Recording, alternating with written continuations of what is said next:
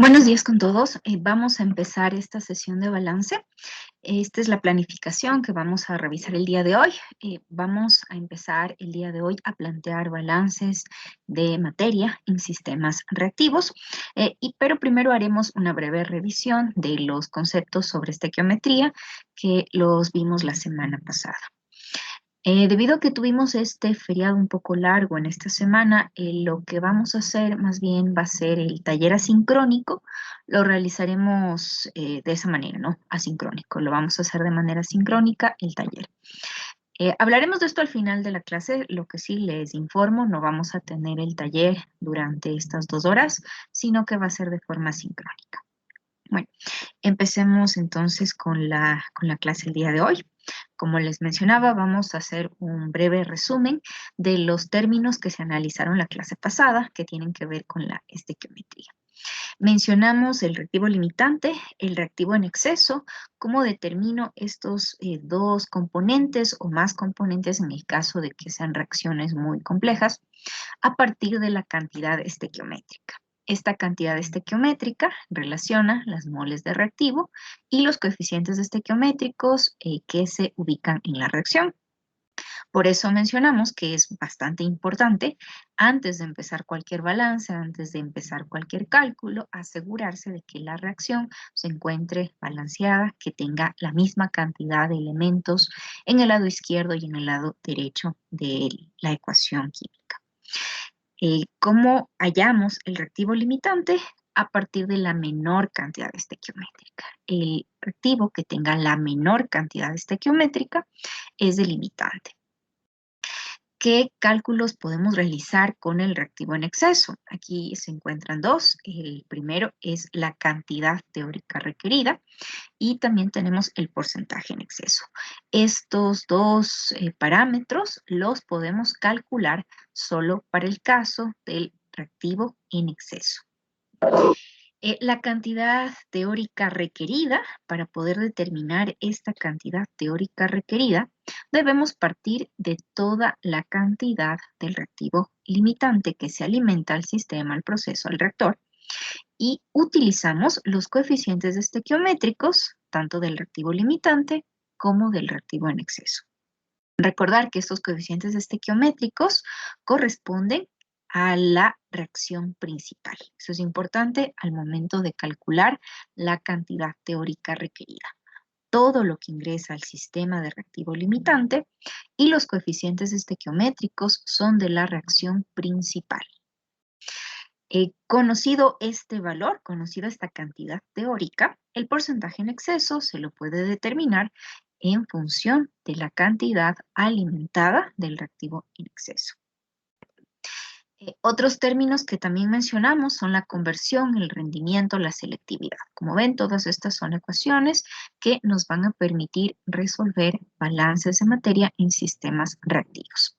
La conversión, como su nombre lo indica, es la cantidad del reactivo, el limitante, que se convierte, que se transforma, que se consume en un determinado sistema que tiene una reacción química. ¿Cómo podríamos determinar esa cantidad que se convierte a partir de entradas y salidas? Bueno, simplemente es la diferencia, la cantidad de reactivo limitante que tengo al inicio, menos lo que sale, eso tiene que ser la cantidad del reactivo limitante que se convirtió, que se transformó. Esa diferencia dividida entre el número de moles del reactivo limitante que se alimentan es lo que se conoce como conversión. Mencionamos que esta conversión siempre va a ser referente al reactivo limitante, a menos que se especifique lo contrario. Tiene que ser muy específico, en ese caso, el dato, para asumir que la conversión es de otro componente distinto al reactivo limitante. En el caso del rendimiento y la selectividad, básicamente son parámetros que nos dan una medida de qué tan eficiente es un proceso, qué tan bien funciona el reactor, porque como ven, el rendimiento considera el producto deseado sobre la cantidad que se alimente de reactivo limitante o la cantidad de reactivo limitante que se ha convertido. Hay que especificar con cuál de los dos términos estoy trabajando para poder hallar el rendimiento. Y la selectividad es otro término que relaciona la cantidad del producto deseado y la cantidad del producto no deseado. Recordamos nada más que ese n producto, todo el n producto deseado, no deseado que se encuentran en los términos de rendimiento y selectividad, corresponden al producto que se encuentra a la salida del reactor, del sistema reactivo, del proceso, siempre a la salida. No nos enfocamos en lo que ocurre dentro del reactor, sino analizamos lo que está a la salida. Tenían una tarea pendiente para el día de hoy, que era este ejercicio que lo pueden visualizar aquí. Vamos a revisarlo bastante rápido porque más bien queremos dar un tiempo al final para hacer una actividad sobre este tema. En este caso teníamos una combustión incompleta. Recordar, combustión incompleta, conversión incompleta no es lo mismo. Combustión incompleta quiere decir que se han generado dos productos, el CO2 y el CO. Eso es combustión incompleta. Por lo tanto, cuando planteamos las reacciones, vamos a tener en este caso dos. ¿Por qué es importante plantearlo de esta manera y por qué no conviene unir las dos reacciones? Porque yo podría sumar las dos reacciones y obtener una sola. No vamos a trabajar de esa manera porque para el cálculo de la cantidad teórica requerida, yo debo conocer cuál es mi reacción principal.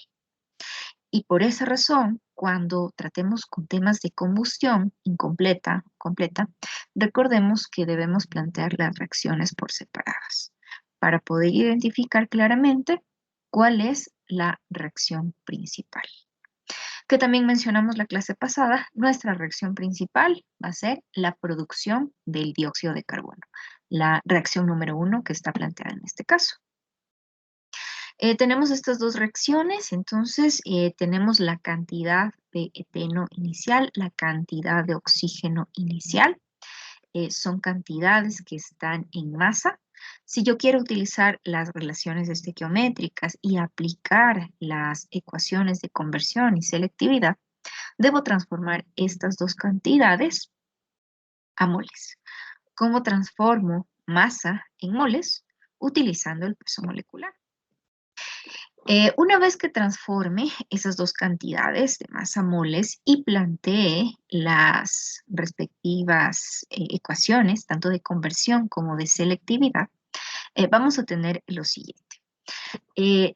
La conversión se define como el número de moles del reactivo limitante que se convierte.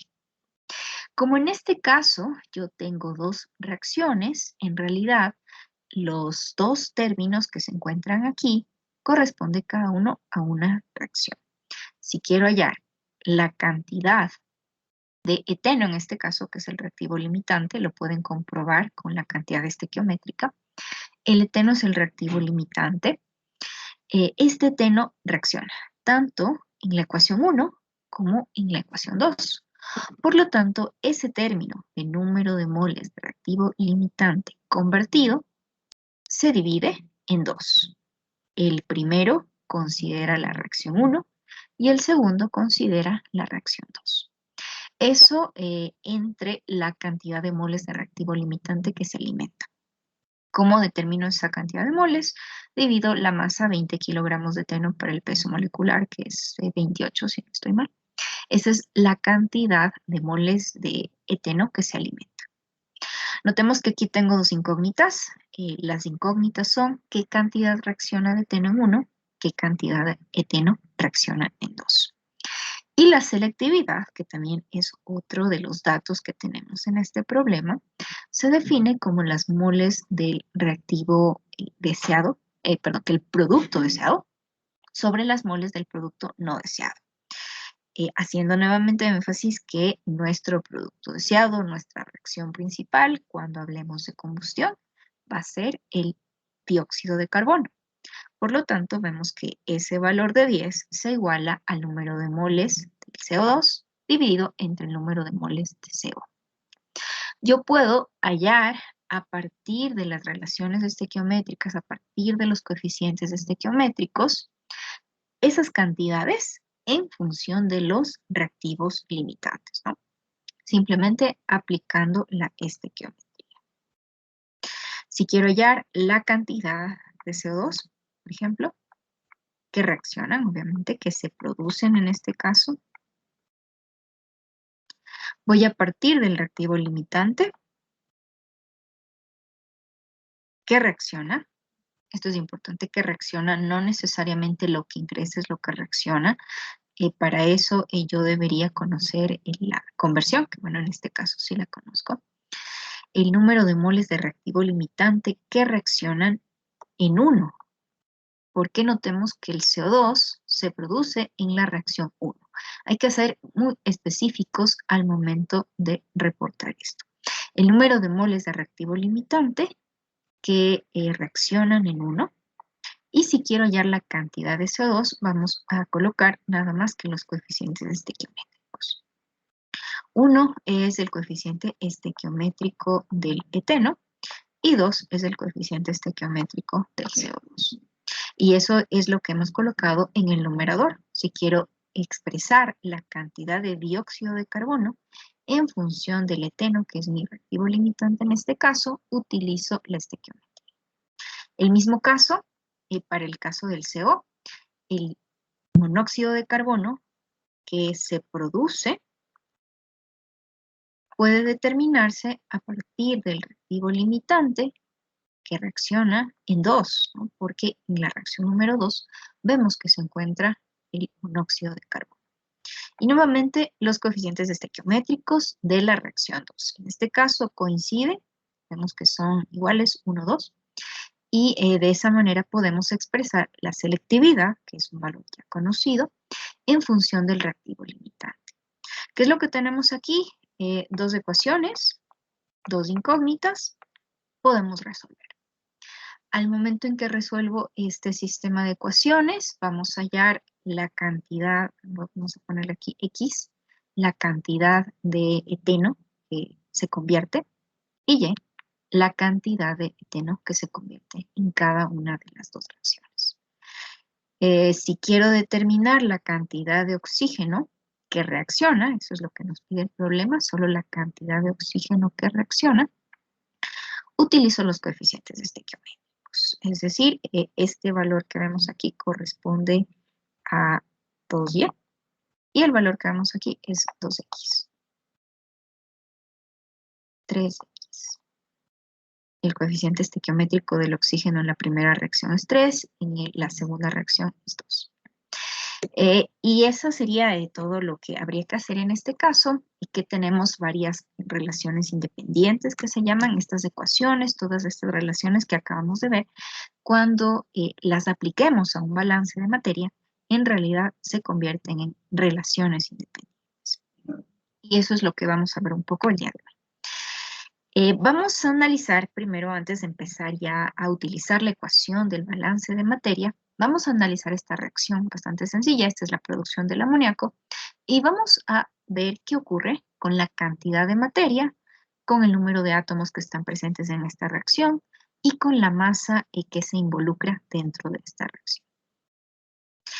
Si empezamos con el lado izquierdo, esto lo podemos leer de la siguiente manera.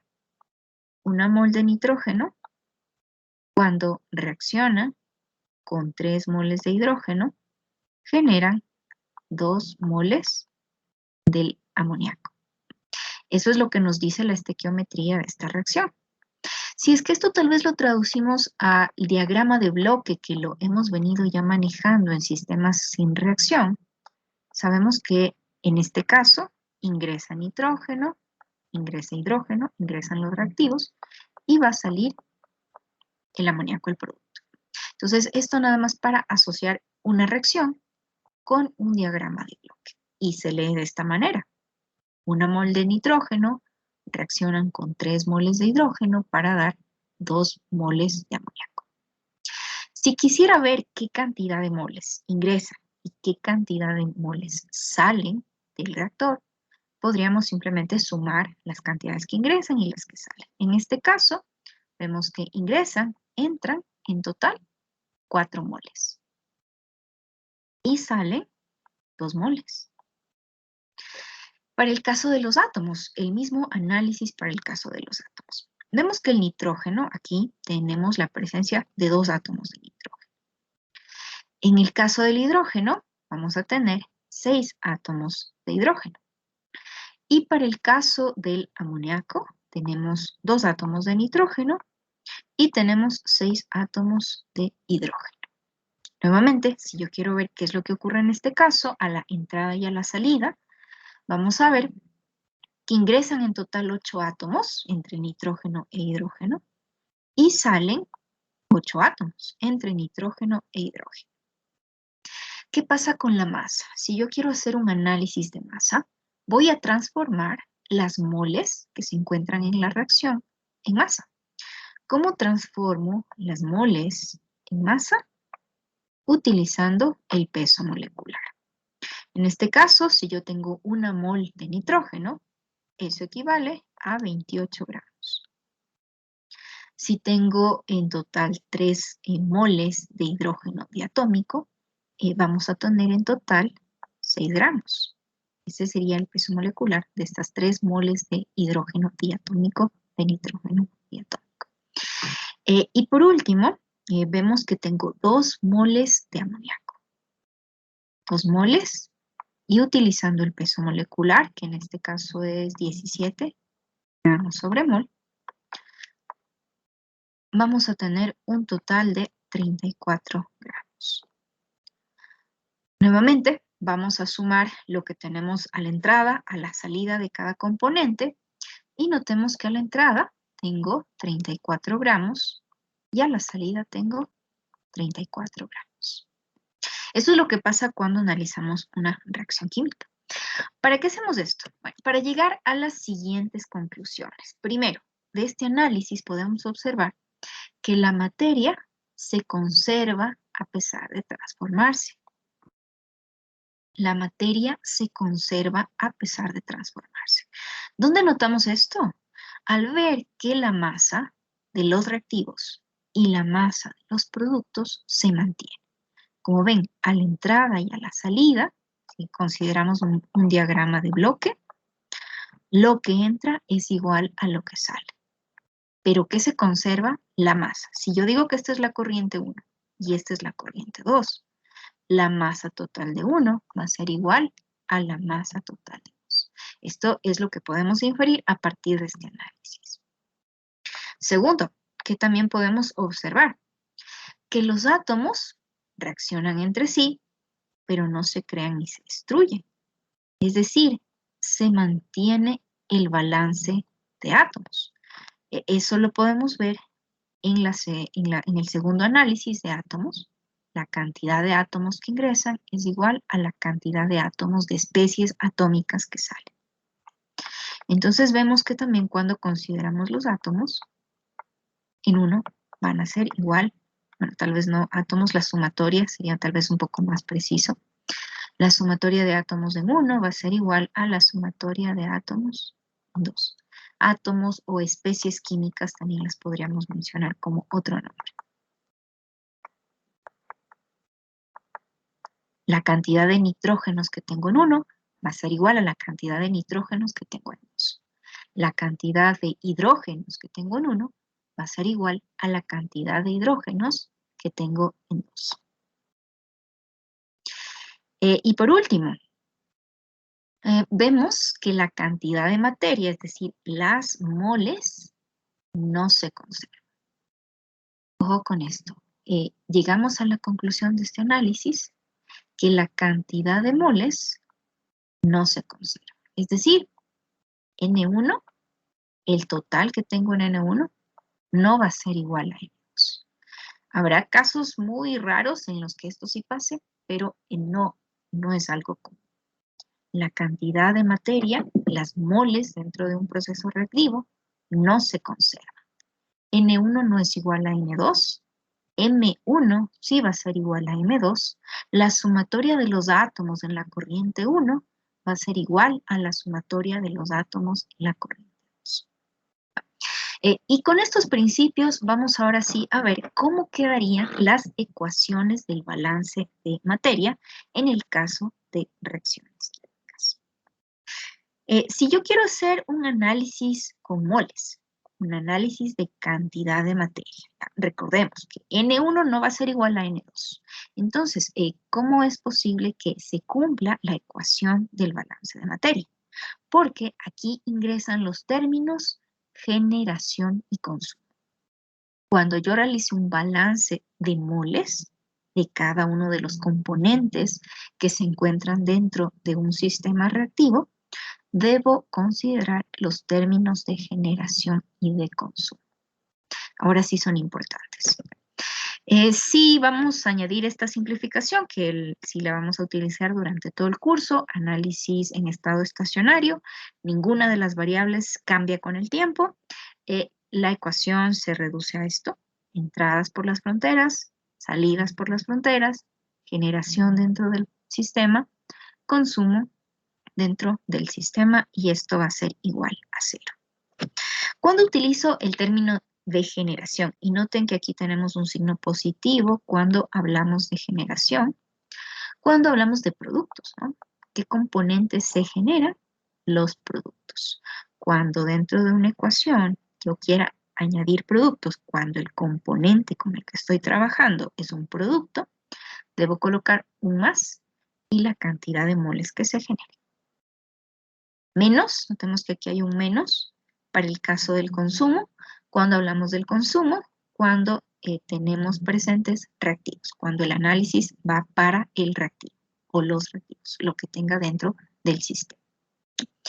Esta es la ecuación que vamos a aplicar cuando quiera realizar un balance en moles, porque recordemos, N1 no es igual a N2, y si yo quiero obtener el balance de materia dentro de un sistema reactivo, considerando las moles, añado los términos de generación y de consumo. Analicemos ahora la tabla, los grados de libertad con este sistema reactivo. ¿Qué cambia? ¿Qué es diferente? Para hallar las incógnitas o variables independientes, en este caso, vemos que en este caso tengo 6 variables independientes. Y vemos que a qué corresponde cada una de ellas. Miren, aquí dice número de moles de nitrógeno de hidrógeno en 1, número de moles de nitrógeno de hidrógeno de amoníaco en la corriente número 2. Es lo que hemos venido realizando previamente. ¿Cómo determinamos las variables independientes? Con el número de componentes que se encuentran en cada corriente. Y es lo que está aquí, ¿no? En la corriente 1 tengo 2 componentes, 2 variables independientes. En la corriente 2 tengo 3 componentes, 3 variables independientes. ¿Qué difiere aquí? Vamos a añadir una variable adicional.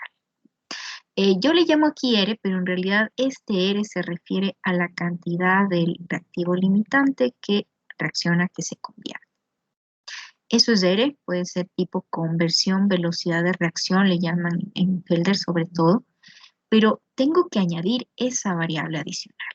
Esto me indica que tengo un proceso reactivo y esto es lo que ocurre cuando tengo en moles. Cuando el análisis lo vaya a hacer en moles, debo añadir una variable adicional que considera a la reacción química. ¿Va a haber siempre una? No, pueden haber 2, 3, 4 Rs. ¿De qué depende esto? Del número de reacciones. Si tengo una reacción, como en este caso, añado una variable independiente. Si tengo otra reacción, ahora voy a añadir 2 variables independientes. Es decir, cada reacción tiene una variable independiente que hace referencia a la cantidad del reactivo limitante que se convierte, que reacciona. Eso es lo que debemos considerar en las incógnitas. Ecuaciones. ¿Cuántas ecuaciones puedo plantear? Recordemos que las ecuaciones son los balances de materia y cuántos balances de materia puedo plantear, el número de componentes que se encuentren presentes. Que en este caso son 3 porque tengo nitrógeno, tengo hidrógeno y tengo amoníaco. Y por lo tanto vemos que para este caso particular, los grados de libertad son 3. Eso quiere decir que necesito 3 datos. ¿Qué posibles datos puedo tener? Bueno, datos de flujo, obviamente, podría tener datos de flujo, podría tener datos de composición, pero tal vez una característica importante de estos sistemas reactivos es que voy a tener relaciones independientes. ¿Cuáles son esas relaciones independientes? Las que analizamos al inicio de esta clase. Por ejemplo, la conversión. Esta va a ser una relación independiente. Si hablamos de selectividad, si hablamos de rendimiento, estas también son relaciones independientes que pueden ir dentro de este análisis de grados de libertad y, como ven, nos podría permitir resolver uno de estos problemas. ¿Dudas hasta aquí? ¿Dudas, preguntas? ¿No? Ah, claro. Listo. Bueno, entonces vamos a plantear los balances, ¿no? La ecuación que analizamos al inicio es entrada menos salida más generación menos consumo es igual a 0. Asumimos que esto es un proceso en estado estacionario y por lo tanto la acumulación va a ser igual a 0. El análisis de grados de libertad, como ven, nos dice que puedo plantear 3 balances de materia. Puedo plantear un balance de materia para el nitrógeno, un balance de materia para el hidrógeno y un balance de materia para el caso del amoníaco. Puedo plantear un balance en cada uno de estos casos. Para el caso del nitrógeno, vamos a hacerlo de forma muy general y luego vamos un poco especificando cada término. Sabemos que el nitrógeno entra en la corriente 1, podemos ver que entra en la corriente 1. Vemos que también sale nitrógeno en la corriente 2. ¿Se genera nitrógeno? No, no se genera nitrógeno. El nitrógeno es un reactivo, por lo tanto, no tengo generación, podríamos ponerle más 0 de generación, pero sí voy a tener un consumo, sí voy a tener una cierta cantidad de nitrógeno que reacciona. Y esto va a ser igual a 0. El análisis para el hidrógeno es exactamente el mismo. Vemos que ingresa en 1, sale en 2, no se genera porque es un reactivo y sí se va a producir. Sí se va a consumir. Se va a consumir. Este para el caso del hidrógeno. Para el caso del amoníaco. Vemos que no ingresa amoníaco. Sí sale. Vemos que sí sale amoníaco en la corriente número 2. Se genera, sí, se genera, es un producto. Se genera cierta cantidad de amoníaco y no se consume. No se consume y esto, por lo tanto, nos va a dar igual a 0.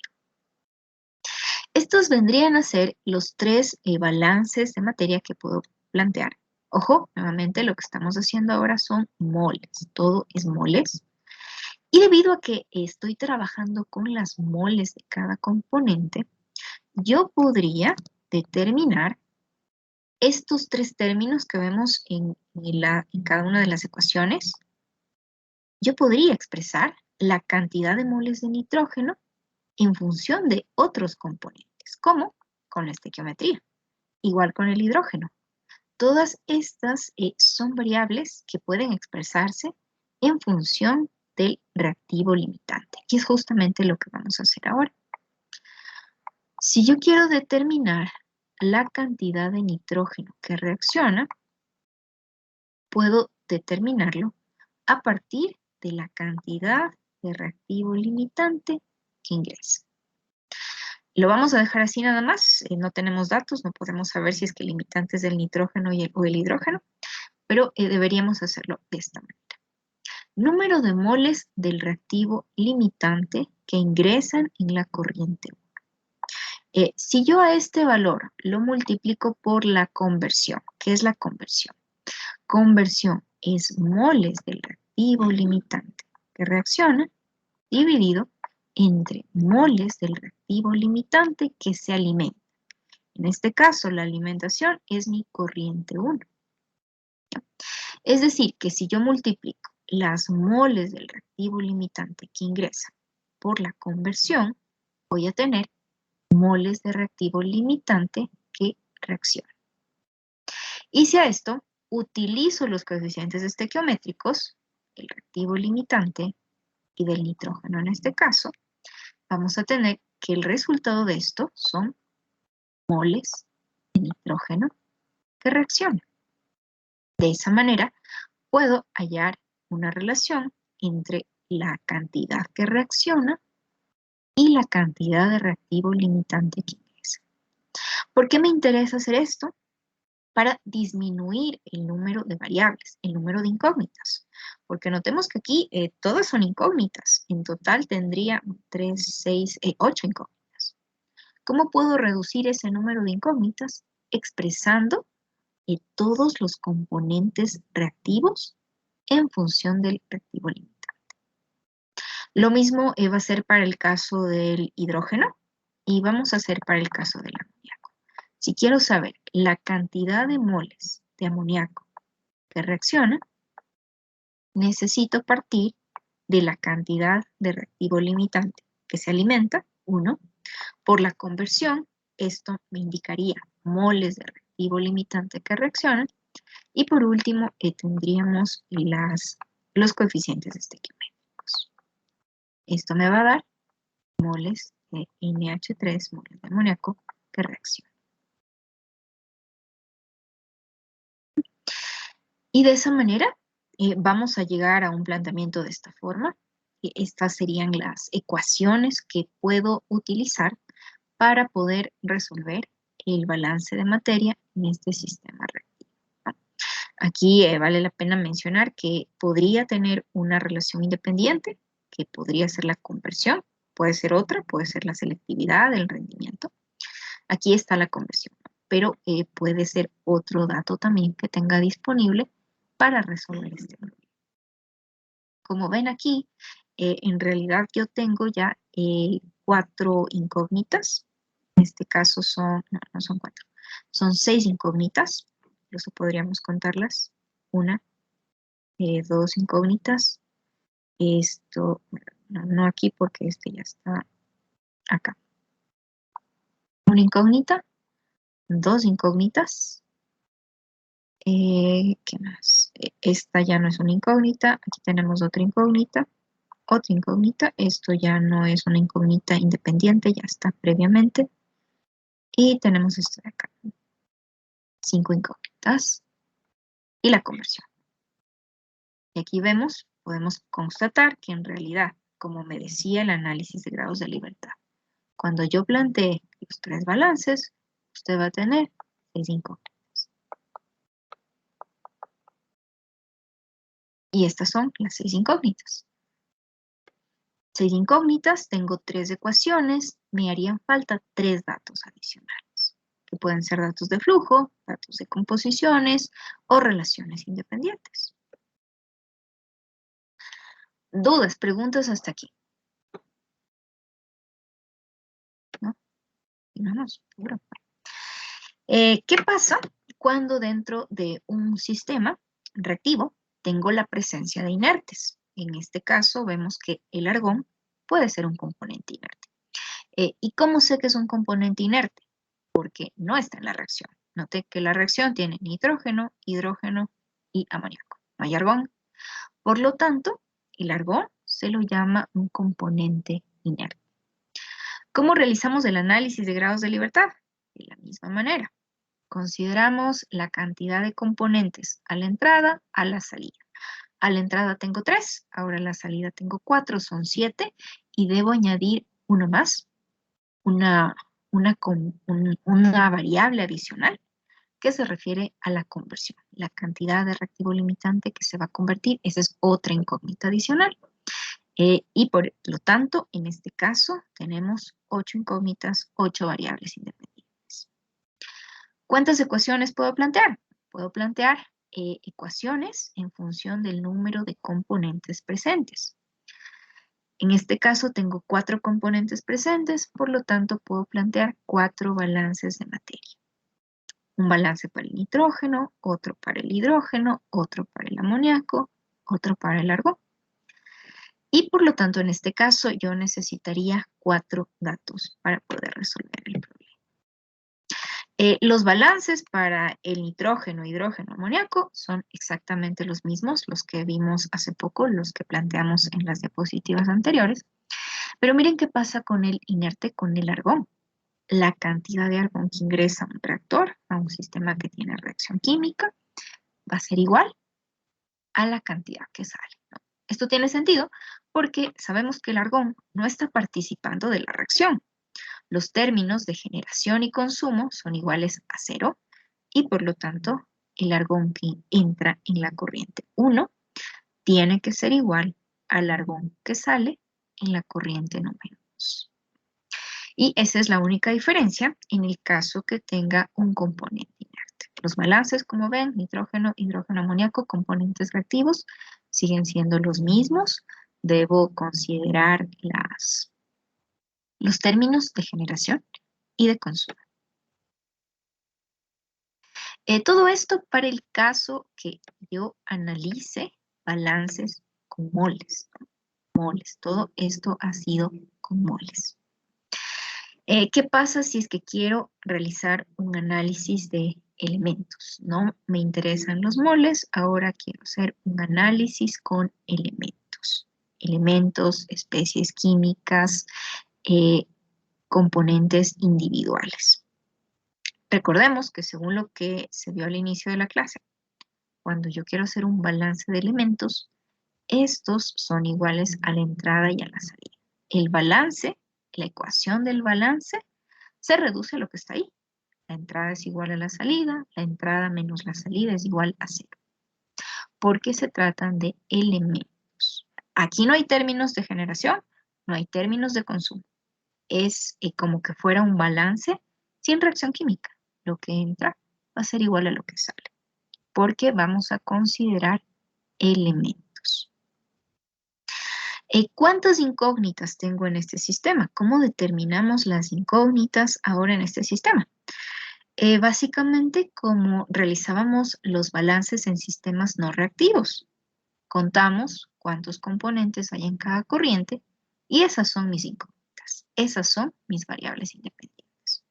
Por eso vemos que las incógnitas aquí son la cantidad de moles o de masa que hay en 1, en 2, de nitrógeno, de hidrógeno y de amoníaco. Son las mismas. Variables independientes, incógnitas, el total de componentes que hay en cada corriente. Por eso son 5. 2 componentes en la corriente 1, 3 componentes en la corriente 2, total 5. ¿Cuántos balances de materia, cuántas ecuaciones puedo plantear ahora? Ahora ya no me voy a guiar por cuántos componentes hay. Ya no vamos a hacer balance en moles de componentes. Vamos a considerar especies atómicas, especies químicas, elementos. Por esa razón es que en este sistema solamente vamos a poder plantear 2 balances.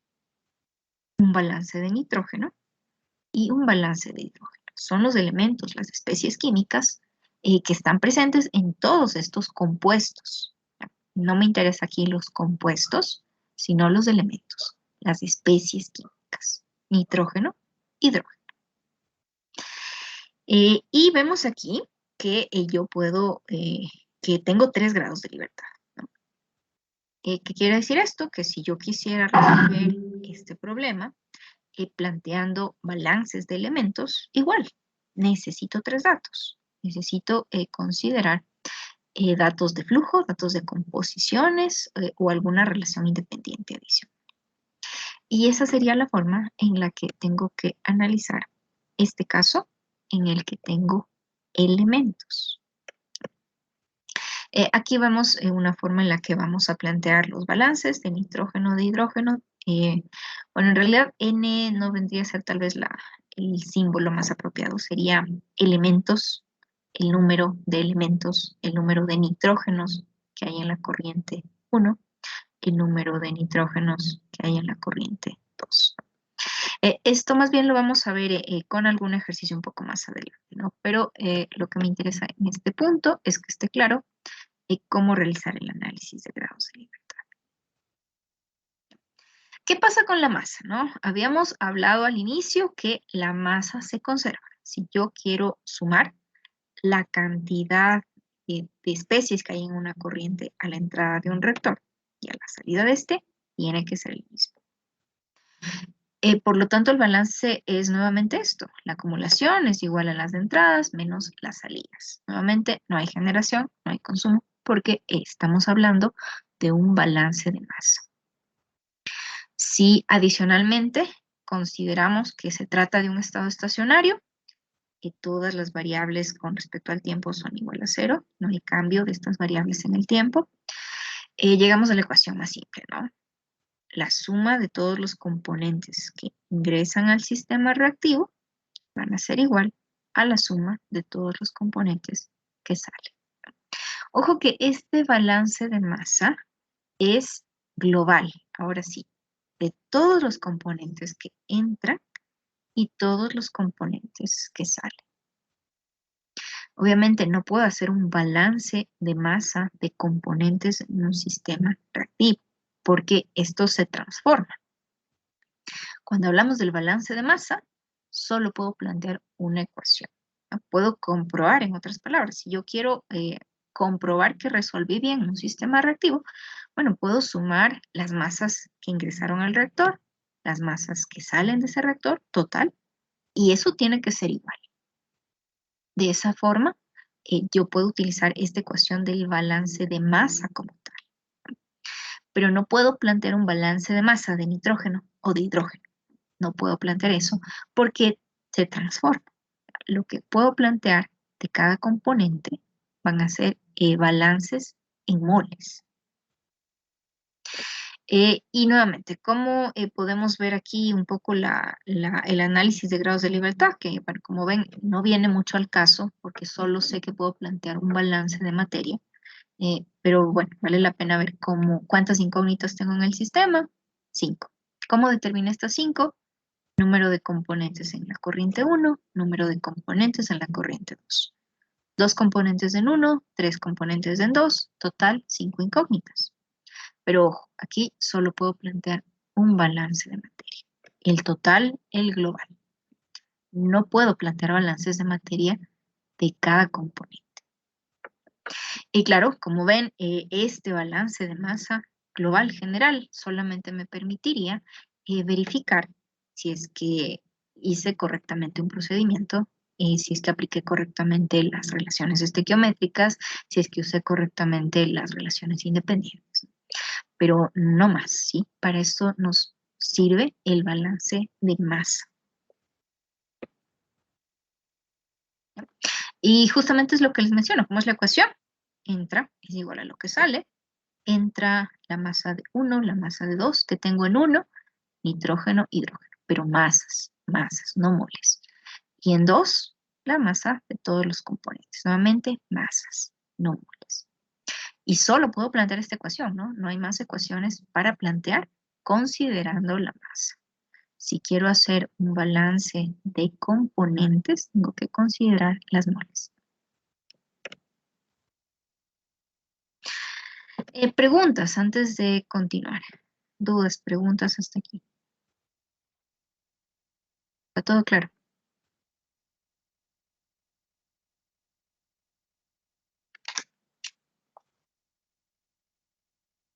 ¿Sí? ¿Todo claro? A ver, entonces, Cristina Abdo. Un resumen de todo lo que hemos hablado hasta este punto. ¿Qué puntos importantes podríamos notar? Cristina, Buenos días, Miss. sí, buenos días. ¿Puede volver a repetir? Disculpe. Resuma todo lo que hemos hablado en esta sesión, por favor. Bueno, al principio de la clase se explicó, hizo un breve resumen de lo que son conversión, selectividad, porcentaje en exceso y rendimiento. Y ahora último explicó un ejercicio con reacción. Ya, pero ¿qué es lo importante de ese ejercicio? El balance de materia que se realizó de la reacción. Ya, nuevamente, puntos importantes. ¿Qué es lo más importante de todo lo que hemos hablado?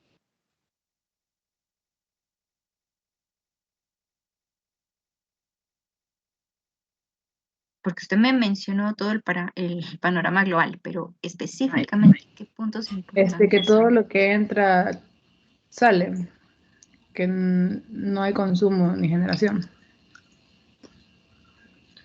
Y esto es siempre. En el caso de...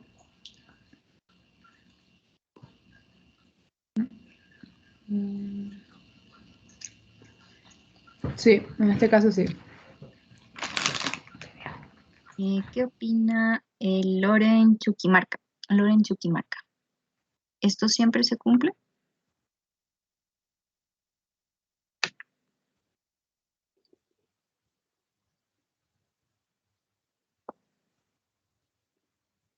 Loren Chuquimarca.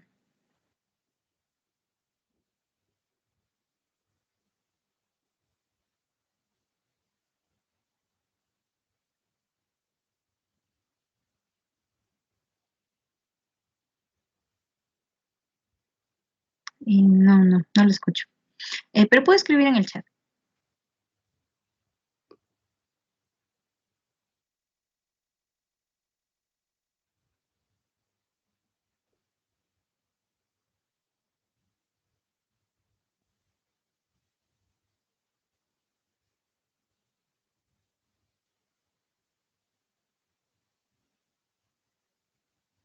Yailin Enríquez.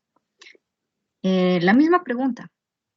¿Siempre vamos a tener que se cumple que la entrada es igual a la salida?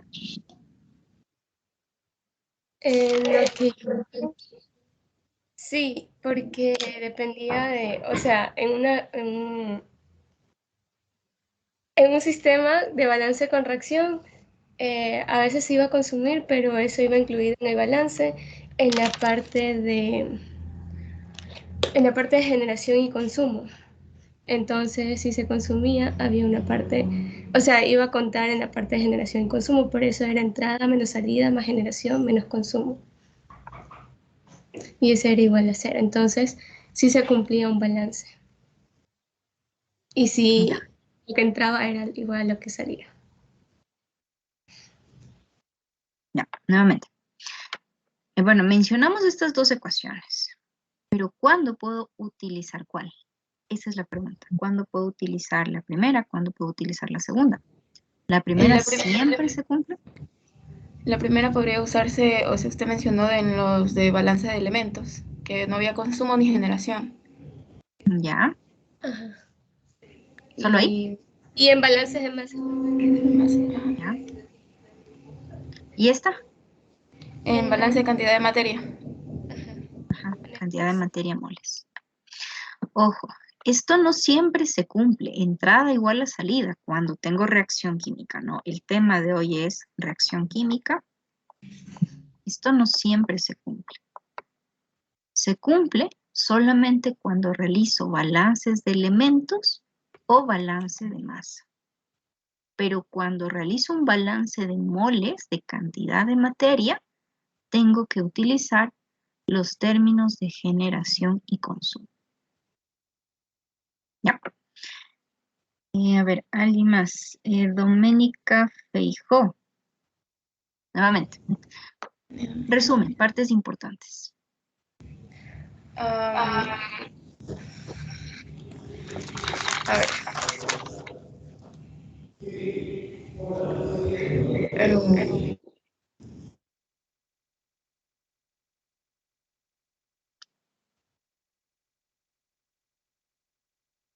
Ya no lo escucho. Creo que se apagó su micrófono.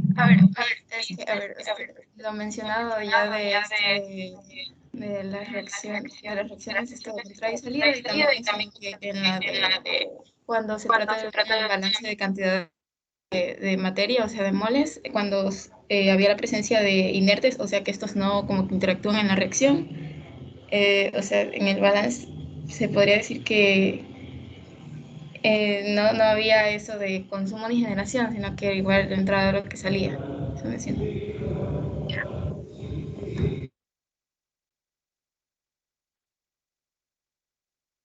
Pero lo más importante es lo que está aquí escrito, ¿no? Cuando yo tenga una reacción química en un sistema que tiene reacción química, yo puedo considerar que el balance es entrada igual a salida cuando tengo elementos, cuando hago un balance de elementos o cuando hago un balance de masa global. No más. De otra forma, no se cumple la ecuación entrada es igual a salida. Cuando hago un balance de moles de cantidad de materia, aquí el balance considera los términos de generación y de consumo. Eso es la parte importante de esta clase, eso es lo que quiero que les quede muy claro. Entrada es igual a salida cuando hago un balance de elementos y cuando hago un balance de masa global.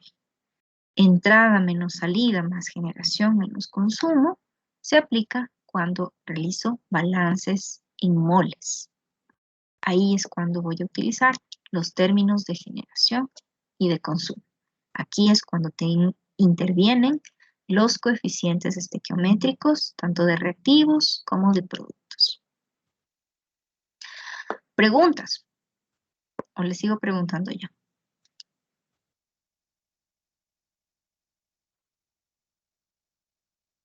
¿No? ¿Seguro? ¿Podría repetir la parte de, un momento, de esto de entrada y salida, balance de elementos o balance global? Era, se usa entrada-salida cuando es balance de elementos o balance global, y de ahí de que se usa generación y consumo cuando es balance en moles, y solo cuando es balance en moles sería. Exactamente, sí. Ya. Esa es la idea. Ajá, exacto. Yo puedo hacer un balance entra menos lo que sale cuando considero elementos. Sí, vamos a poner aquí. Así, número de elementos que entran es igual al número de elementos que salen. Con elementos nos referimos a especies químicas. En este caso, nitrógeno, hidrógeno.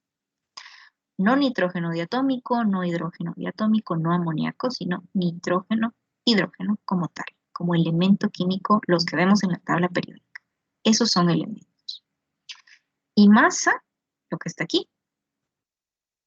Masa total de la corriente 1. ¿Cómo determinamos la masa total de la corriente 1? Sumando las masas de los componentes que están en la corriente 1. Y la masa total de la corriente 2 va a ser la masa de los elementos que están en la corriente 2. Nitrógeno diatómico, hidrógeno diatómico, amoníaco. Pero masa. Ojo que en cambio cuando hablamos de moles, si hablamos de moles, N1 no va a ser igual a N2. Por eso es que no puedo utilizar la ecuación entrada es igual a salida cuando hablamos de moles.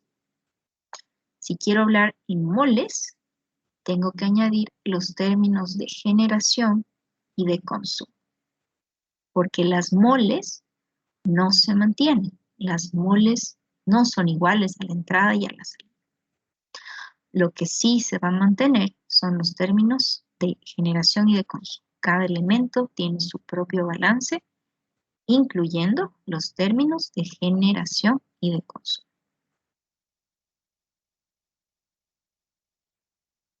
¿Preguntas? ¿Alguna otra pregunta? ¿Alguna otra duda? ¿Sí? Miss, una pregunta. Si hay dos reacciones, ¿se tendrían que hacer entonces por separado? ¿Por cada reacción? ¿Los balances se refiere? Sí. Ya, cuando Por tengo ejemplo, dos reacciones, esto sigue cumpliéndose. Entrada es igual a salida, porque notemos que cuando yo analizo elementos o masa, no me interesa en realidad qué es lo que está pasando aquí dentro. Esto es una caja negra y yo no me interesa nada, porque yo sé que se conservan tanto los elementos como la masa total. Eso influye cuando hago un análisis en moles, cuando aplico esta ecuación. Vamos a poner un ejemplo. A más B nos da C. Aquí pongamos que C más D nos va a dar A. Tratemos de hacerlo así un poco más complicado. Yo puedo plantear cuando tengo reacciones así, puedo plantear solamente balances en moles. Aquí vamos a ver. Si yo quiero hacer un balance para la especie A, colocamos la ecuación. Entra menos lo que sale, más lo que se genera, menos lo que se consume, igual a 0. Vamos a poner que ingresa algo de A. Vamos a hacer el caso más general, que sale algo de A? ¿Se genera? Bueno, sí, se genera. Y por eso vale la pena que cuando ya tenga más ecuaciones, numere a cada una de ellas. ¿Se genera A? Sí, se genera A. Más, se genera A. ¿En qué reacción? ¿En la 1 o en la 2? En la 2. ¿Se consume A? Sí, se consume A. ¿En qué reacción se consume A? En la 1. Y eso va a ser igual a 0.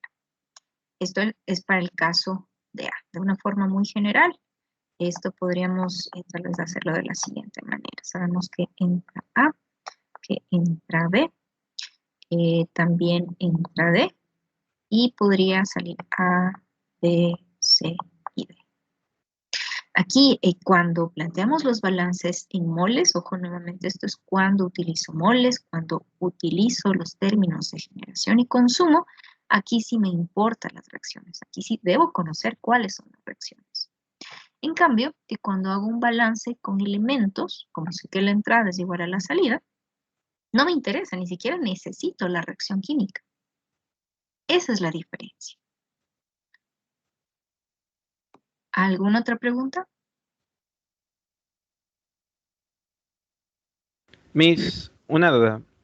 Dado que ahora ya se puede presentar casos en el que existirán balances con reacciones en las cuales habrá tanto elementos o compuestos inertes, ¿esos valores siempre van a ser proporcionados o de algún modo se los puede obtener mediante alguna fórmula? Por lo que como estos Depende. no van a estar relacionados con las reacciones químicas por el nombre mismo de inerte, entonces pensé que en futuros problemas siempre van a ser proporcionados esos datos. O existirán casos en que no. Depende, todo depende. Es que, bueno, un problema puede estar planteado de muchas formas.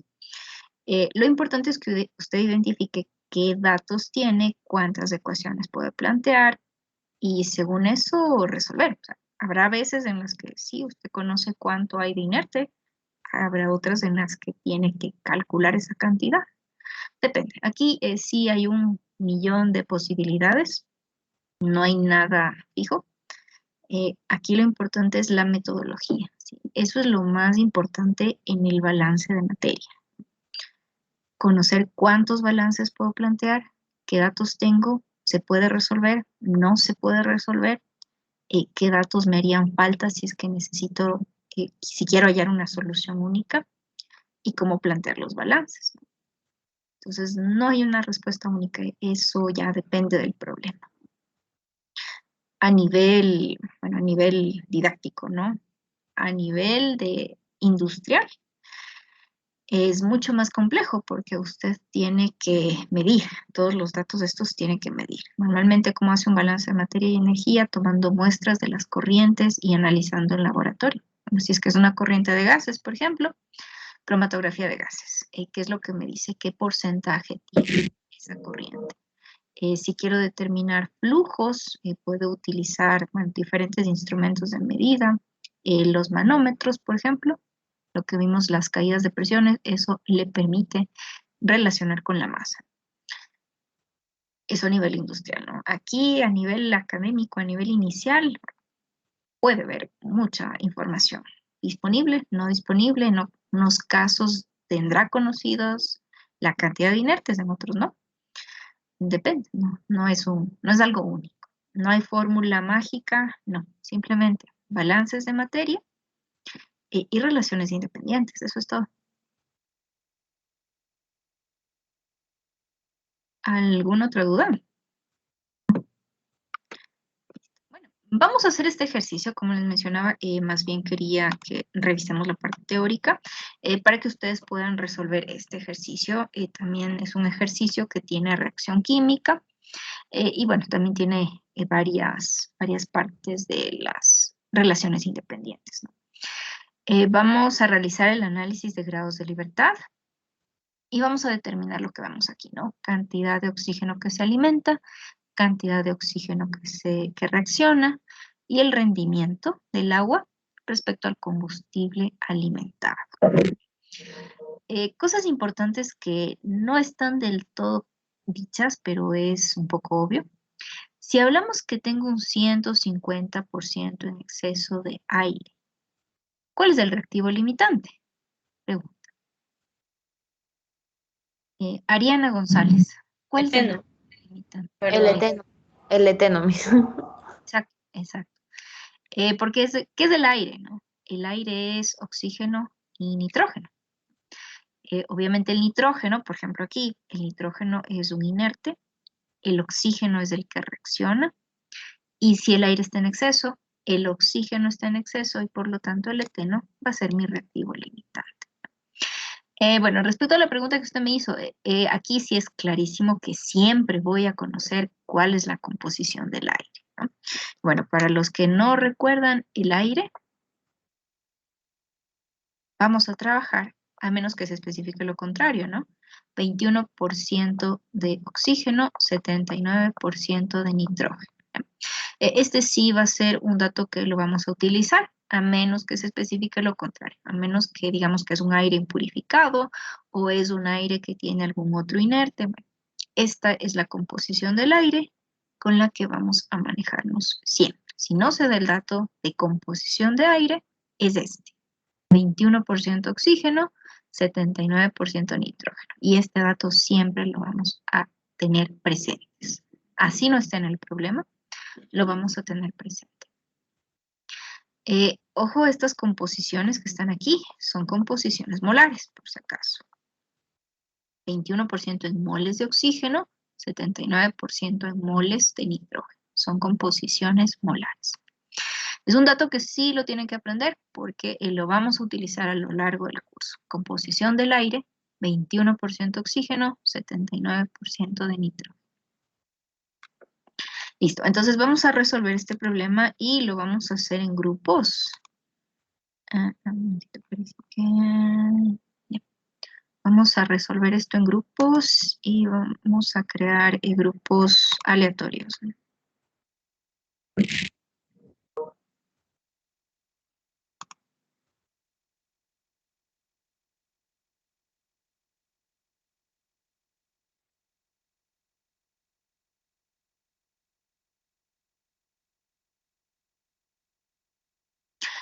Vamos a tener unos 15 a 20 minutos aproximadamente y luego volvemos a esta sala. Yo les aviso un minuto antes de cerrar las salas para que estén ahí preparados. A dos grupos de los que se van a generar, les voy a pedir que nos compartan su solución. Así que por favor tengan listas ya sea fotografías o si pueden compartir pantalla, sería lo mejor. Si es que no pueden compartir, no hay problema, pero sí tengan la fotografía de la resolución.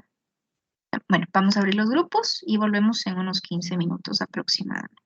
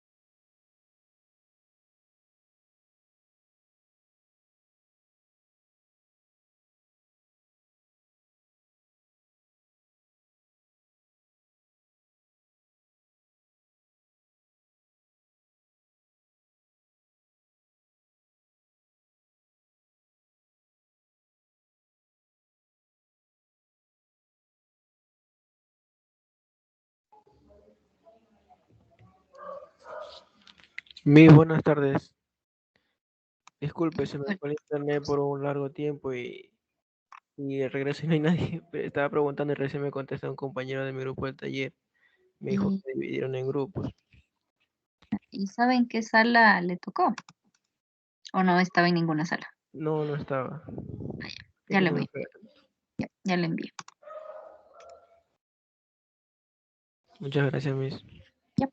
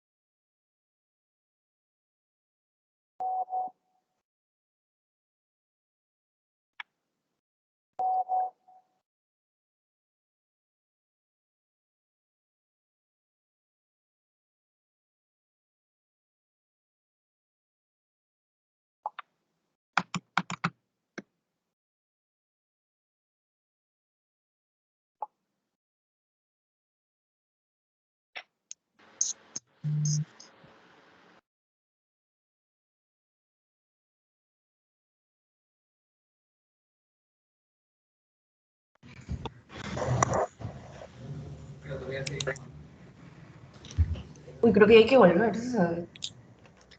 Sí, están aquí. Ya volvemos. Estamos solo esperando que se cierre una que otra sala y ya empezamos, ¿ya?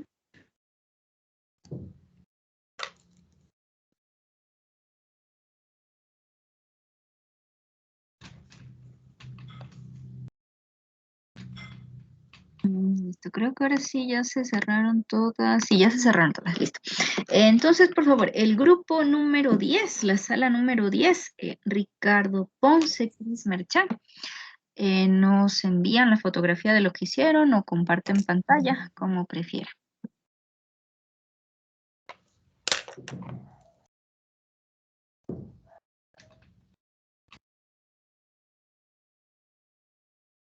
Grupo 10, sí me escuchó, ¿verdad? Sí, Miss, pero es que no le pueden ver la foto. O sea, Ya, ahí. Quería confirmar si es que me escuchan. Ya, sí, en vivo. Suele demorar un poco en cargar, pero sí se puede.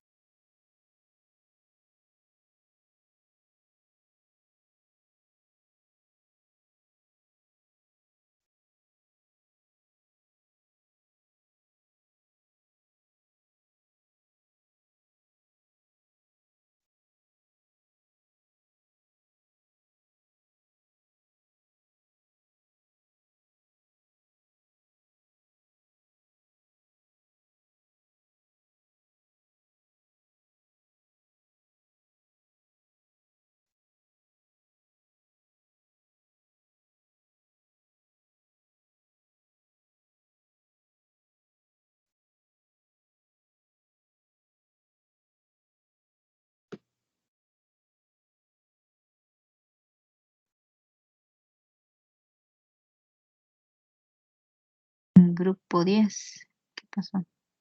Hola. Ahí sale. Ahí está. Ya. Listo. Ya, yo estaba haciendo el balance en moles, los grados en moles. Ya. Deme un segundito nada más. Descargo el documento, Ah, lo comparto y ahí sí lo revisamos. Descargo.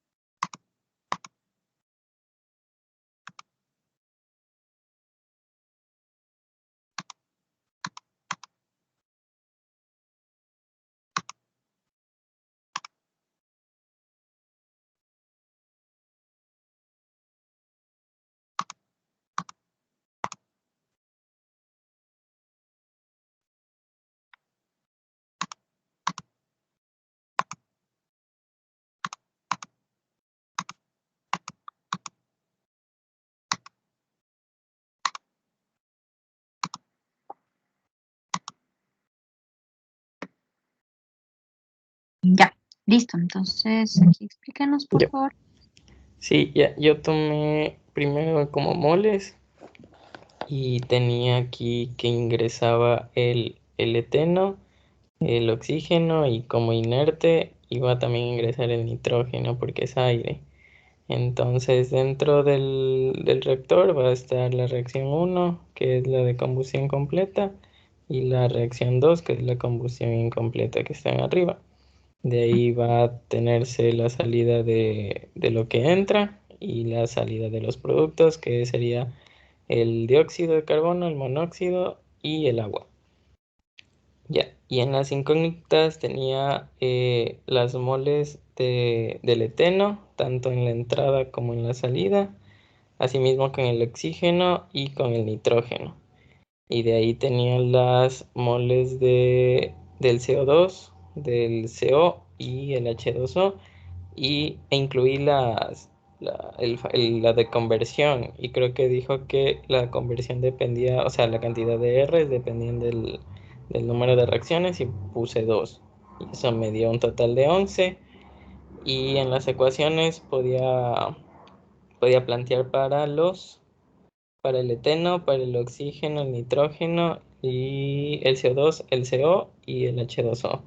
Y por eso puse 6 y me dio un total de 5. ¿Ya?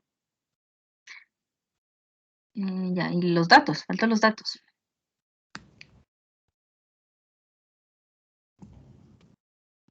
Son los de flujo y las de conversión y el de exceso, serían 3. Ay, sí, me olvidé de añadir eso.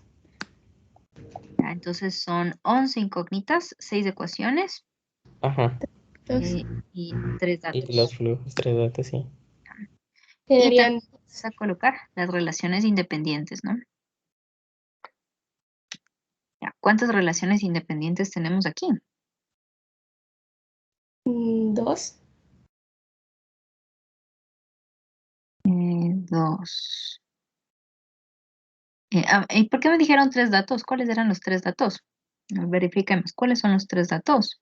No, creo que los datos serían solo uno, el del flujo, ¿verdad? Lo que ingresa de eteno.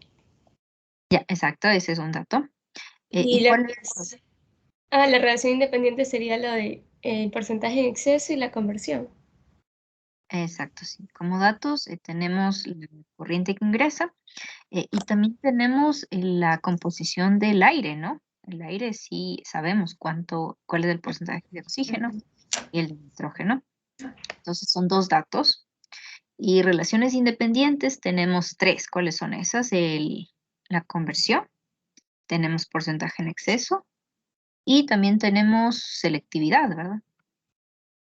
Sí, selectividad. Selectividad, conversión y porcentaje en exceso. Listo.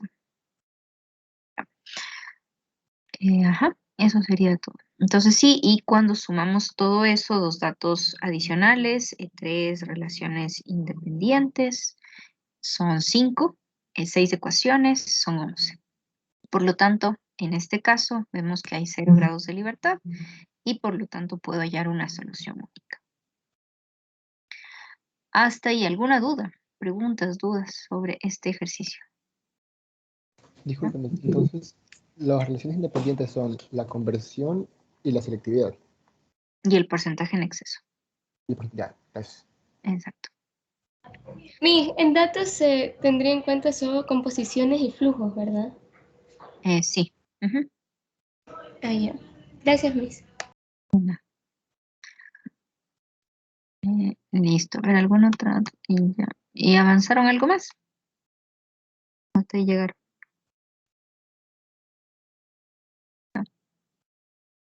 No, sí, luego estaba haciendo el elementos, pero no alcancé. Ya, bueno, aquí lo que hizo fue convertir la masa en moles, sí, esto hay que hacer. ¿Por qué tenemos que hacer esto? Porque vamos a usar las relaciones estequiométricas y porque vamos a usar las relaciones independientes. Recuerden que tanto la selectividad, el rendimiento, la conversión, el porcentaje en exceso, todas estas ecuaciones utilizan la cantidad de moles, ¿no? Entonces es importante transformar la masa, que en este caso tengo de eteno, a moles. Listo. Bueno, muchas gracias, chicos. Vamos a revisarlo rápidamente este ejercicio. A ver. Ya, Este es el ejercicio. Entonces, ya quedamos con todo el análisis que hemos realizado. Sabemos que tengo 0 grados de libertad, ¿no? Y por lo tanto hay una solución única.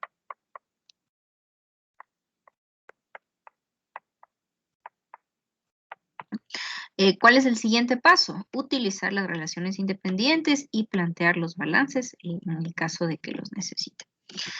Las relaciones independientes, este es un ejercicio bastante parecido al que ustedes tenían en la tarea.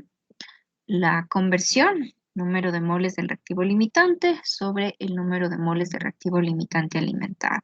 Conozco la cantidad de reactivo limitante alimentado y nos falta hallar la cantidad de moles convertida. La selectividad que relaciona la cantidad de CO2 y de CO también puede estar relacionada con la cantidad de moles de reactivo limitante que se consumen tanto en uno como en dos. Y nuevamente aquí voy a tener dos ecuaciones, dos incógnitas, número de moles de reactivo limitante en 1, más número de moles del reactivo limitante en 2. Esto sobre, creo que vi 0,7, ¿verdad? 0,7 aproximadamente kilogramos mol que se alimenta. Y aquí tenemos otra ecuación. Entonces, como ven, dos ecuaciones, dos incógnitas.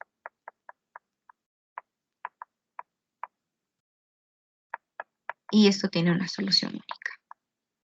Cuando conozca la cantidad que tengo de cada uno de los componentes, voy a poder hallar lo que se produce de agua y con eso puedo hallar el rendimiento en cada una de las reacciones. Ojo nada más, recordemos, el rendimiento se define como el número de moles de producto, que en este caso el producto que quiero saber es del agua, y el número de moles, en este caso eteno, C2H4, alimentado. Nos especifica, como ven, en base a qué debo calcular este rendimiento, número de moles alimentado, que vendría a ser aproximadamente este valor de 0,7. ¿Cómo determino esta cantidad de moles de agua a la salida? Vamos a dibujar el esquema. Tenemos por un lado eteno, C2H4, por otro lado aire, oxígeno, nitrógeno, con estas composiciones, 21,79. Y a la salida tenemos para todos los reactivos, porque es una combustión incompleta con conversión distinta de cero. Vamos a tener agua, CO2 y CO. Este es el esquema básico que está ocurriendo en este caso. Entonces, si yo quiero determinar el rendimiento, la cantidad de moles de agua que debo considerar aquí es lo que está en la salida, en la corriente número 3. Y por lo tanto, si yo quiero hallar la cantidad de agua que se produce en 3, eso va a estar dado según el balance, ¿no? Que el agua que reacciona en 1, más bien dicho, que se produce en 1 y que se produce en 2, eso respecto a la cantidad alimentada del combustible, que en este caso es un dato. Esto yo lo puedo hallar una vez que resuelva este sistema de dos ecuaciones. Dos ecuaciones, dos incógnitas, voy a poder saber cuánto reacciona aquí, cuánto reacciona acá, y automáticamente puedo calcular las cantidades tanto de agua, de CO2, de CO y el oxígeno que reacciona. Simplemente con esto ya puedo hallar el literal B y el literal C. Con estas relaciones de conversión y de selectividad. Eso nada más, a esto nos referimos con que el agua, el numerador de las relaciones independientes, considera la salida. Ojo, no es lo que se produce en la reacción 1 ni lo que se produce solo en la reacción 2, es el total. Siempre que utilicemos estas relaciones independientes, tiene que ser el total. Preguntas, dudas, ¿no? Sí, ¿me puede volver a explicar lo de selectividad? Esta de aquí. Sí. La selectividad es un dato, es 20. Y le dice que la selectividad relaciona este es el dato que le da aquí, las moles de CO2 y las moles de CO. Eso es selectividad, es un cociente entre las moles del producto deseado y las moles del producto no deseado, que en este caso le dice, el deseado es el CO2, el no deseado es el CO.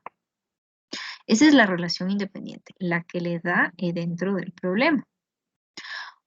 Pero tal y como está expresada esta ecuación, no me sirve de mucho, porque yo aquí tengo como incógnitas la cantidad de reactivo limitante que se consume en 1 y que se consume en 2. Por lo tanto, tengo que expresar estas dos moles en función del reactivo limitante. ¿Cómo hago eso? Utilizando la estequiometría. Si yo quiero saber cuántas moles de CO2 se genera, voy a partir de la cantidad del reactivo limitante, que en este caso es el eteno, en 1, lo que reacciona. Esto es cantidad de moles de reactivo limitante que reacciona en 1. Y utilizo los coeficientes estequiométricos, del reactivo limitante y del CO2. Estos coeficientes estequiométricos de la reacción número 1. Porque en la reacción número 1 es en donde se está generando el CO2. Y quiero determinar la cantidad de moles de CO2 que se genera, que se produce a partir del reactivo limitante. Resulta que los coeficientes estequiométricos del reactivo limitante, en este caso para la reacción 1, son 1 y 2. Y esto es lo que debo reemplazar en el numerador. En el caso del denominador, el número de moles de monóxido de carbono también puede ser expresada en función del reactivo limitante, pero en este caso el reactivo limitante que está en la reacción número 2. ¿Por qué la reacción número 2? Porque en la reacción número 2 es donde estoy generando el monóxido de carbono. Si quiero conocer qué cantidad se produce de CO a partir del reactivo limitante, nuevamente, utilizo los coeficientes estequiométricos de la reacción 2. Que en este caso, como ven, resulta que coincide, ¿no? Coincide con los del CO. Los coeficientes son 1 y 2. Esto se reemplaza en el numerador y denominador de la expresión de selectividad y por esa razón nos queda esta ecuación expresada nada más como 20 igual a la cantidad del reactivo limitante en 1 y la cantidad del reactivo limitante en 2. Dos ecuaciones, dos incógnitas, y esto tiene solución única, ¿no? ¿Alguna otra duda? ¿Preguntas? ¿No?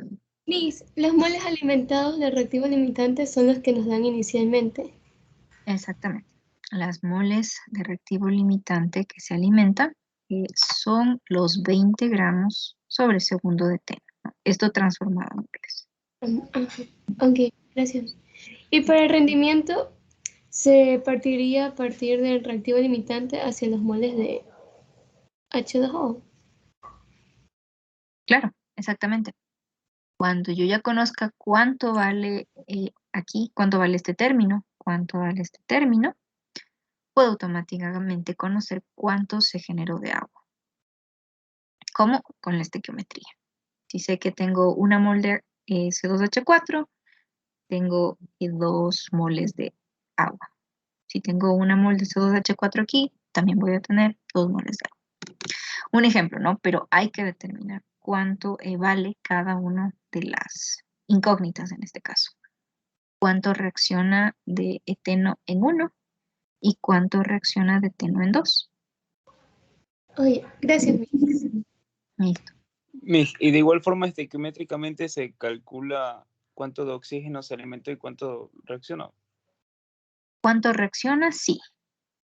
Porque a partir de la cantidad que reacciona de C2H4 puedo saber cuánto necesite de oxígeno. La cantidad que se alimenta no. Para esa hay que utilizar la relación independiente que todavía no la hemos empleado, el 150% de exceso. Ah, entonces, porque sería como el porcentaje en exceso sería igual al oxígeno que entra menos el oxígeno que se requiere o algo así. Estaba intentando yo resolverlo, pero bueno, Ajá. qué bueno que ya lo va a hacer.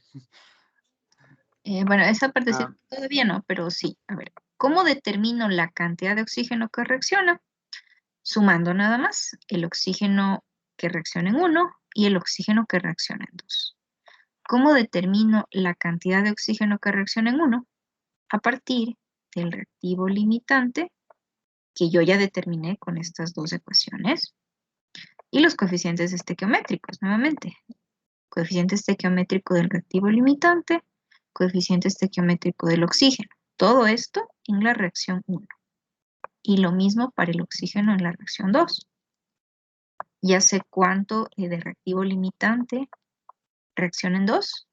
Con la estequiometría puedo saber la cantidad de oxígeno que reacciona.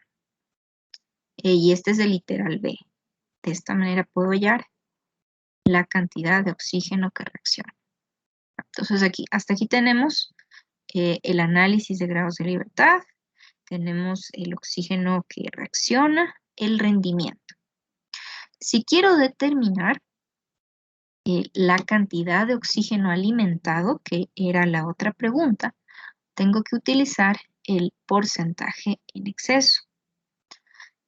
Tengo como dato el porcentaje en exceso, tengo conocido este valor, era 150%.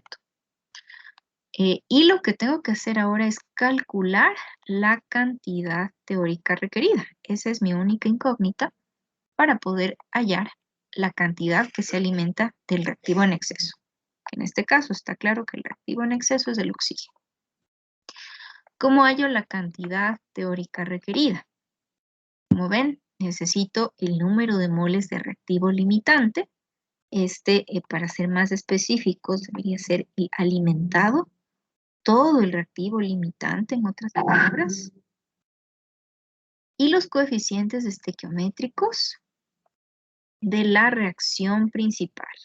Entonces, aquí vamos a considerar los coeficientes estequiométricos de la reacción en la que el producto es CO2 y todo el reactivo limitante que se alimenta. ¿Cuánto era eso? Era 20 kilogramos, ¿no? 20 kilogramos. 20 kilogramos, debo transformar a moles. Todas estas expresiones se utilizan con moles. C2H4 es 28, ¿verdad? 28 kilogramos. 1 kilogramo mol de eteno.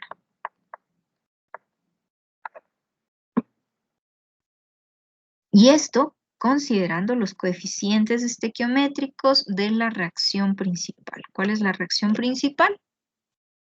La que genera el CO2. Esta de aquí es mi reacción principal. Por lo tanto, ¿qué coeficientes estequiométricos voy a utilizar?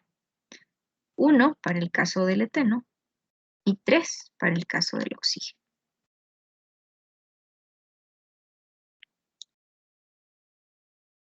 Un kilogramo mol de eteno nos da 3 kilogramos mol de oxígeno. Esto es estequiometría nada más. Y a esto le llamamos la cantidad teórica requerida. Todo el reactivo limitante que ingresa, que se alimenta, en este caso este valor, y considerando la reacción principal, los coeficientes estequiométricos de la reacción principal.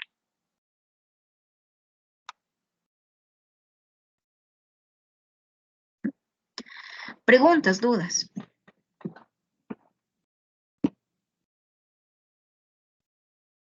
¿No? Está todo claro. Listo. Bueno, eso en cuanto a la parte que vamos a tratar hoy. Como les había mencionado, el taller lo vamos a hacer de forma sincrónica por lo que tuvimos el feriado y les iba a presentar dos opciones. La primera es que lo hagan hoy entre las 6 y las 9, unos 45 minutos para que se reúnan con su grupo de siempre. O la otra es la opción 2, que es la opción del sábado, en el que inicialmente se había planificado las lecciones asincrónicas, es de 5 a 7 de la noche, igual unos 45 minutos para que puedan resolver este taller. Tiene que ser en grupo, eso sí, se reúnen para ingresar solo una persona, igual que todos los talleres, solo una persona del grupo ingresa, resuelven todos y adjuntan en los comentarios. Estas son las dos opciones, entonces quiero saber cuál les interesa, si dar el día de hoy el taller o prefieren hacerlo el día de mañana. Esas son las dos opciones. Vamos a hacer una votación, entonces, las personas que quieran realizar la lección hoy, en la tarde-noche, entre las 6 y las 9, alzan la mano, por favor. Opción 1, viernes, hoy, entre las 6 y las 9. Alcen la mano, por favor. Opción 1, alcen la mano, por favor. Tengo 5 personas. 6 personas.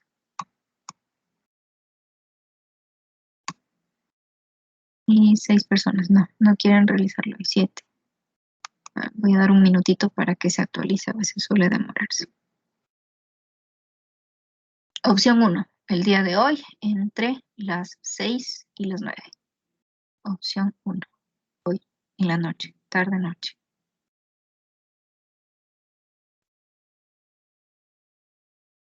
Tengo 6 personas. Por lo visto no está muy popular la opción del día de hoy. Entonces va a quedar para mañana. ¿Ya? Mañana se habilitará el taller. Miss, a esa hora tengo una lección para el día de mañana. Entonces tiene que darla hoy. Sí. Los que tengan ese problema me escriben aparte, si es algo así muy urgente que no lo puedan posponer, sí, me escriben aparte. Los demás, mañana, entre las 5 y las 7. Son 45 minutos. Va a estar habilitado en ese rango de hora, pero tienen 45 minutos para que ustedes puedan resolver. Ya. Bueno, listo, solucionado la parte del taller. Otra cosa que les quería consultar, ¿han tenido alguna duda al respecto de la tarea de la unidad 2, la que está publicada en aula virtual, que contiene todos los ejercicios de la unidad número 2? Miss, yo hice el ejercicio 3, pero no me dio la misma respuesta. Y lo tengo escaneado por si me puede ayudar.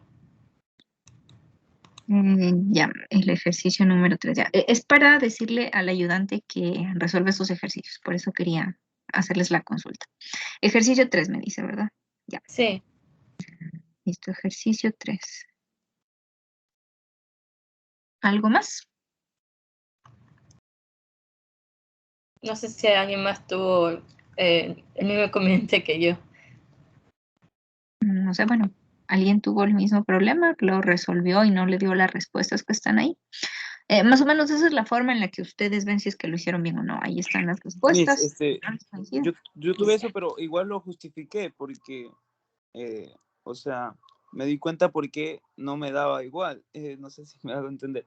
Es porque era un ejercicio parecido al que hicimos en clase, pero en el de clase usaba el eteno y en el que me tocó a mí decía metano, entonces era obvio que no iba a dar. Bueno, no sé exactamente cuál será el error, ¿no? Pero pero le dio la respuesta del ejercicio 3, las respuestas que están ahí. Esa es la pregunta. ¿No? No, yo voy a revisar de nuevo. Bueno, el ejercicio 3, pero son como 20, ¿no? 20 y tantos. ¿Y los demás? Y eso quiere decir que o no lo hicieron o todo les salió. Que todo les haya salido es un poco complicado. No hicieron la tarea, ¿verdad? No me lo imaginaba. Bueno, como ya me lo imaginaba, entonces vamos a entregarla. Yo les había dicho que no la tienen que entregar, pero vamos a entregarla. Porque ustedes tienen que practicar, ya les había mencionado. Esta materia, la única forma de aprender es practicando. Si no, nos va a ir muy mal. Entonces vamos a entregar. Y quiero que la entreguen porque la lección ya viene la próxima semana. La lección 2 va a ser el día viernes de la próxima semana. Entonces van a entregar esta tarea hasta el próximo jueves. Si es que ya la comenzaron a hacer, perfecto, simplemente continúen. Si es que no, bueno, ahora sí, tienen que ponerse a hacer la tarea. Entonces, bueno, yo les voy a publicar igual para que ustedes puedan cargar la tarea en el sistema, en el aula virtual. Listo. Bueno, y por último... ¿Para cuándo tendríamos que entregar la tarea? Jueves, antes de la lección.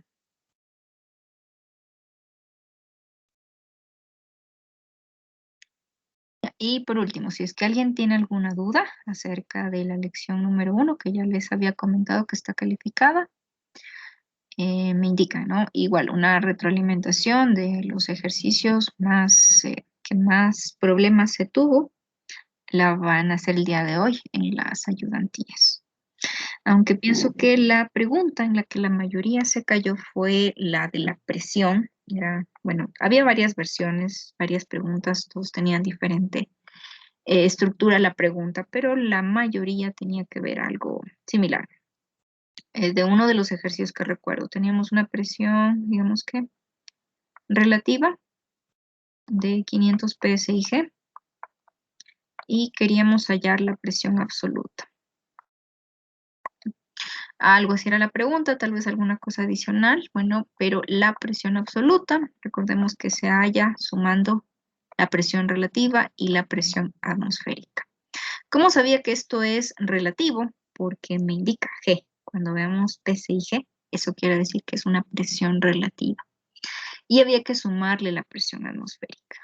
¿Cómo determinamos la presión atmosférica? Había un dato adicional, a ver, el que yo recuerdo creo que era que nos encontrábamos en la ciudad de Cuenca y Cuenca está a 2000 metros sobre el nivel del mar.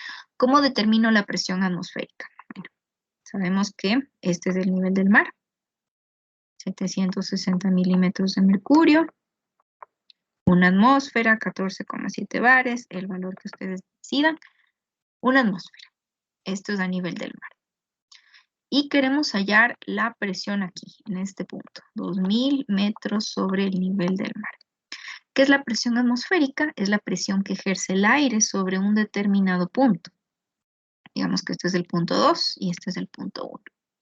Si yo quiero hallar la presión en el punto 2, utilizo la relación de presión hidrostática. El delta P va a ser igual a la densidad, gravedad y la altura. ¿Qué altura? Los 2000 metros sobre el nivel del mar. ¿Densidad de qué? ¿Cuál es el fluido que se encuentra sobre este punto 2? El aire. La densidad del aire.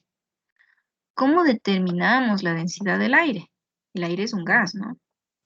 Por lo tanto, la densidad del aire se puede determinar con la presión, el peso molecular, la constante de los gases y la temperatura. La presión, yo la podía inicialmente trabajar con una atmósfera y luego corregirla, ¿no? Porque la presión en 2 no va a ser igual a la presión en 1. Inicialmente podía haberla trabajado con una atmósfera. Cuando determinaba la densidad del aire, conocía la altura, estos son 2000 metros sobre el nivel del mar, la gravedad, o sea, obviamente es un valor conocido, podía hallar el valor de P2. Recordemos que la mayor presión siempre va a estar en el punto 1. Este delta P va a ser P1 menos P2. Es igual a la densidad, la gravedad y la altura. ¿Cómo determinamos P2? La presión 1, nivel del mar, 760 milímetros de mercurio, una atmósfera, 14,7 psi. Y menos la densidad del aire, la gravedad y esta altura, ¿no? La altura de la columna del aire. Podemos determinar la presión 2. Esa es la presión atmosférica y así puedo hallar la presión absoluta. Algunos tenían unas cuantas variaciones, pero la mayoría se había olvidado de calcular ese cambio de presión, ese delta P, para poder hallar la presión atmosférica.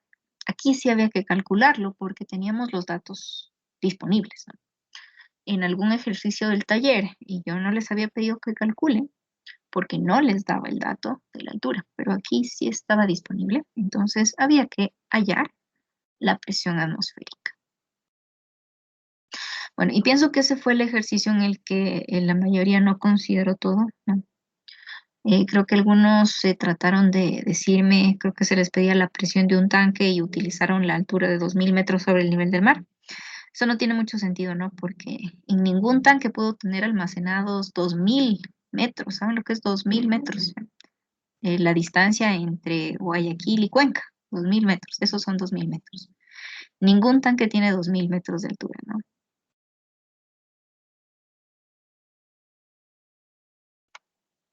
Bueno, unas cuantas dudas también acerca de la lección. La van a revisar el día de hoy en la tarde en la ayudantía. Entonces, si es que alguien tiene alguna otra duda acerca de eso, puede consultarlo también ahí.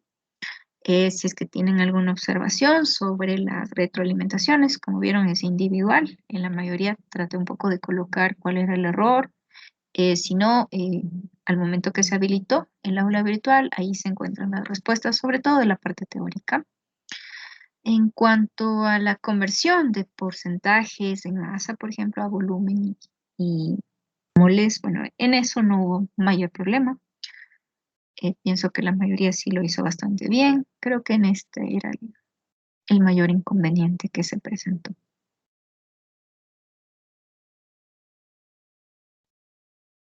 ¿Alguna duda? Si alguien tiene alguna observación, me la puede indicar en este momento.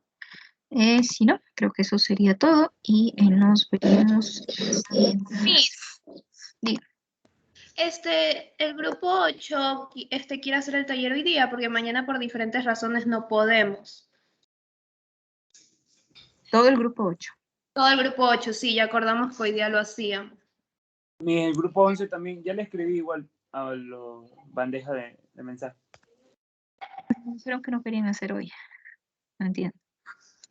Sí, es que una de nuestras compañeras está teniendo problema con el internet y nos preguntó recién a qué hora quedó el taller. Entonces acordamos que para que nadie salga afectado lo hacíamos hoy día. Se quedan las personas que dicen eso. Anteriormente igual ya había programado una lección de otra materia. La habían programado para el sábado a las 5 de la tarde. Sí, usted ya me dijo eso, sí, por eso le digo, espéreme un momento. A ver, las personas que tengan alguna duda al respecto de la lección, por favor me indican en este momento. Si es que no